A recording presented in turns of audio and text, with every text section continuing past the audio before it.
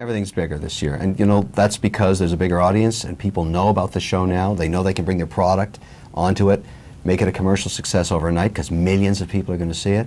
So I think everything goes up a notch. Products are better, services are better, sharks are more aggressive because we know the platform is working as a business. So everything has come together for the show. It's just going to keep getting bigger. Well, this season, you're going to see a lot of, to not be repetitive, but you're going to see a lot of big offers. Mark Cuban's, he wants to buy every single thing. He wants to give everybody $5 million. You're going to see a lot more fights between myself and the rest of the panel because after working with each other 4 years, there's some things we love about each other and there's some things we really hate about each other. And the entrepreneurs, much smarter. They're coming prepared. They have the A game and they're learning how to wag the dog a lot of times and get under our skin, which I love. I think it's great. I think that Shark Tank is the American Idol of venture capital. There's no venture capital firm like the one we have. You've got 5 successful entrepreneurs on every panel.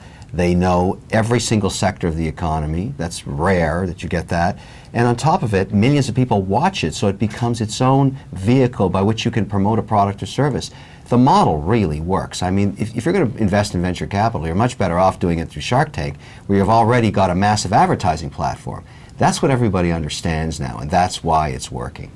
And if you have a question if the show is real, now you can go on and there's probably about 50 to 100 products that are out in the world. They're doing well. You can buy it right there. You can find it. You can find out about the entrepreneur. The entrepreneur tells you what really happened, how they really got the money, they really got the support, and it shows the validity and it shows that we're not there to play.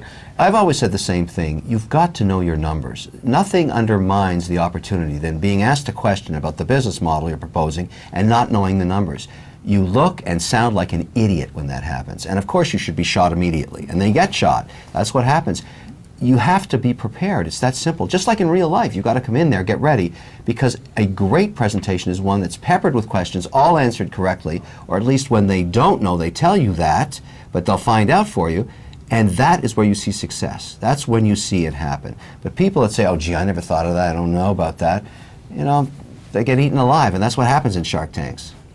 Well, I think that he squeezes the person so much that there's no room to breathe as the entrepreneur.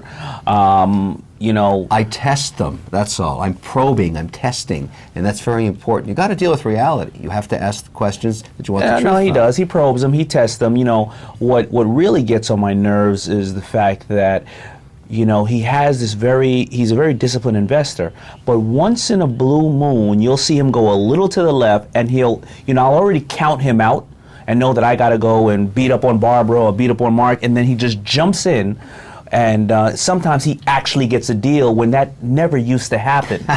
So I like to say poo-poo happens all the time, you just don't know when.